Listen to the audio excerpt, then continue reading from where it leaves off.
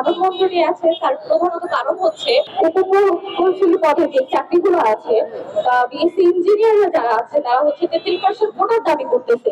তাদের কোটার দাবির প্রস্তাবে আমাদের সংরক্ষণের প্রস্তাবে আমরা এই প্রতিবাদে মানববন্ধন করতেছি। যারা বিএসসি ইঞ্জিনিয়ার আছে তাদের তাদের মেধার হিসেবে তাদের অনেক ভালো ভালো সেক্টরে চাকরি আছে, তারা কেন আমাদের ডিপ্লোমা সেক্টরে চাকরিগুলো কেড়ে নিতে যাচ্ছে? তার বিরুদ্ধে আমরা লড়াই করতে চাই। আমরা যারা ডিপ্লোমা ইঞ্জিনিয়ার আছি বা আমাদের শিক্ষকগণ আছে তাদের হচ্ছে উপসহকারী প্রকৌশলী পদে যাদের চাকরি আছে তারা কেন সেই চাকরিগুলো হচ্ছে আমাদের থেকে নিতে যাচ্ছে? এর থেকে আমরা কঠোর প্রতিবাদ জানাচ্ছি।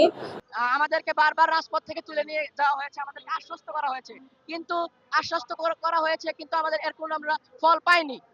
কিন্তু এরা আমাদেরকে সর্বশেষ যে আশ্বস্ততা করেছিল যে আমরা একটা প্রকৌশল যে একটা যে মানে ক্রান্তিকাল চলছে এটা আমরা নিরসনের জন্য একটা কমিটি গঠন করেছে তারা। এটা প্রকৌশল নিরসন কমিটি। এই কমিটিতে তারা 9 সদস্য বিশিষ্ট কমিটি করেছিল।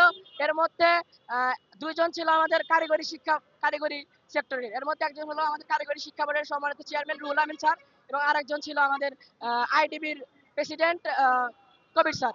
এখন এই 2 জনের মধ্যে ওরা কি করলো, আমাদের রুহুল কবির স্যার কারিগরি শিক্ষা বোর্ডের চেয়ারম্যান ওনাকে বাদ দিল। বাদ দেওয়ার পরে শুধুমাত্র আমাদের একজন মাত্র ডিপ্লোমা ইঞ্জিনিয়ারদের পক্ষে থাকলো, সে আইডিবির প্রেসিডেন্ট কবির স্যার। এখন আমার কথা হলো যে কমিটি একজন মাত্র ডিপ্লোমা ইঞ্জিনিয়ার, সবাই বিএসসি ইঞ্জিনিয়ার, ওই কমিটি থেকে কি আমাদের পক্ষে কোনো রায় আসবে? ওই কমিটি কি একটি বৈষম্যমূলক কমিটি না?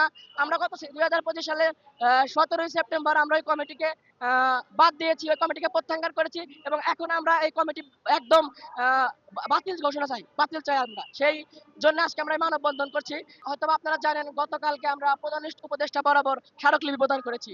এর পরবর্তীতে আমরা নির্বাচন কমিশনারের কাছে আমরা স্মারকলিপি প্রদান করেছি এবং তার পরবর্তী আমরা সংবাদ সম্মেলন করেছি এবং আজকে আমরা আপনাদের এই প্রেস ক্লাবের সামনে থেকে প্রেস এর মাধ্যমে সারা বাংলাদেশের সকল প্রশাসনিক দপ্তরগুলোতে আমরা জানিয়ে দিতে চাই ডিপ্লোমা ইঞ্জিনিয়াররা তাদের রাজপথে তাদের আন্দোলন সংগ্রামের মাধ্যমে তাদের অধিকার আদায় করবে এবং তাদের জন্য যেটা বরাদ্দ তাদের অধিকার তারা নিয়েই রাজপথ থেকে যাবে ইনশাআল্লাহ। যতদিন না পর্যন্ত আমরা আমাদের দাবি আদায় করতে পারি আমরা ঠিক আমাদের আন্দোলন চালিয়ে যাব। বিএসসি ইঞ্জিনিয়াররা চায় আমাদের 10ম গ্রেড তাদের করে নিতে, আমরা এটা কখনো হতে দেব না।